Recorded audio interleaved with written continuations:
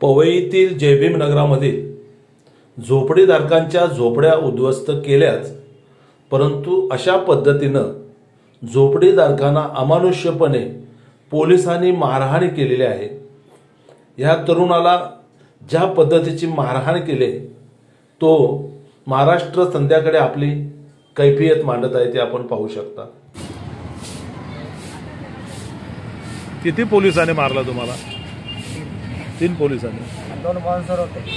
बाउन्सरले पण मारला तुम्हाला? 2 बाउन्सर होते। काय नाव तुमचं? आत्तम कोडिमा पायकरा।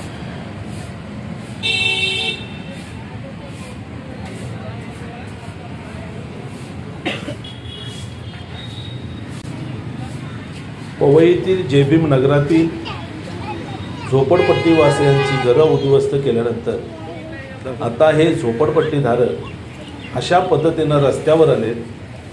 त्यांची छोटी लेकरं बाळही आता उघड्यावर पडलेली आहेत। आपण ही केविलवाणी दृश्य पाहू शकता। कपड्याचे पडदे लावून त्याने आडोसा केलाय आणि डोक्यावर कागद टाकले, आतमध्ये त्यातून पाणी गळतंय आणि असा हा उघड्यावरचा संसार आपण पाहू शकता।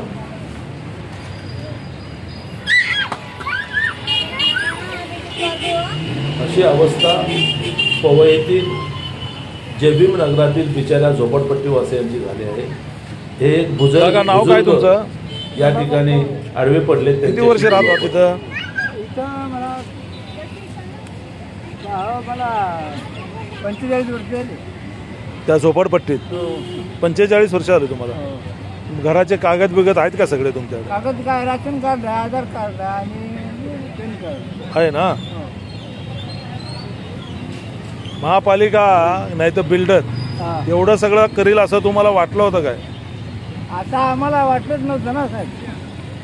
ते आम्हाला काय वाटलं का काही ना काहीतरी देतील ना बाबा, कुठेतरी काहीतरी हे करतील वाटलं, जागा तरी देतील नाही किंवा पैसे वगैरे काहीतरी आधी द्या असं वाटलं होतं ना।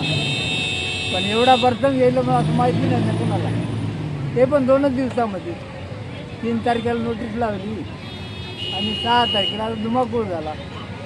आता लहान लेकरात मला पोरांची लेकरात एवढे वेळ बघा। नातू आहे तुमचा? काही बोरचे बोरं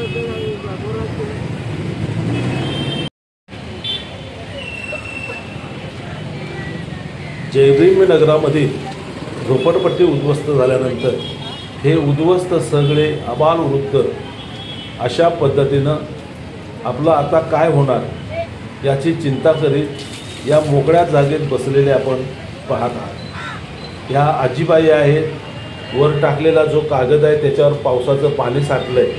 हे पाणी एक काठी घेऊन त्या पाणी काढण्याचा प्रयत्न करत आहेत, परंतु ज्याच्या खाली आपल्याला थोडासा विश्रांती घ्यायची आहे तिथेच हे सगळं मध्ये पाणी पडतंय आणि ह्या मावशी हे पाणी बाहेर काढण्याचा प्रयत्न करते। या सगळ्या लोकांच्या जीवाला घोर लागलेला आहे की आता आपलं काय होणार, आपण राहणार कुठे, आपण